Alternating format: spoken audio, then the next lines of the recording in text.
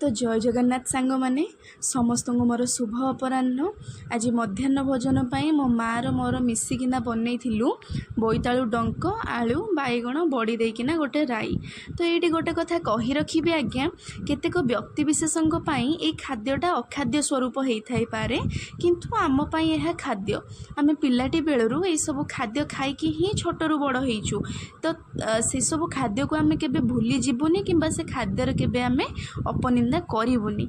किंतु कथाटा एठी कि केतेक विदेश फेरंता लोक किछि दिन विदेश रे रही माछ मांस खाई तांको सारू नाड़ी आलू बैगण ना अखाद्य परि लागे। ठीक अच्छे आज्ञा कौन भी आम करिपरिबा जार जमिति चिंताधारा कहार चिंताधारा तो आम बदलई पारिबानी। भगवान करंतु से माने सबु बेले माछ मांस अंडारे बुड़ीकी रुहंतु।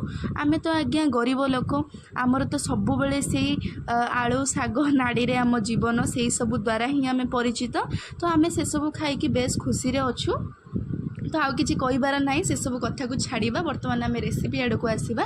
तो करेई किछि सोरिष तेल देबा पंचफुटण तापर किछि पियाज कुची देबा। तापर आमर जो पूर्वर काटिकी आम किछि परिबा रखिथिले जेमिति कि आमर बोईतालुर डंक आलू बैगण तो से सब देकिना से आवश्यक परिमाण लुण हलदी देकी भाजी देबा। भजाटा हो सारा पर संतुली नेबा बेसी भाजबानी बड़ी देदेबा सोरिष बाटण देकी पानी देदेबा। पानी फुटी आसिले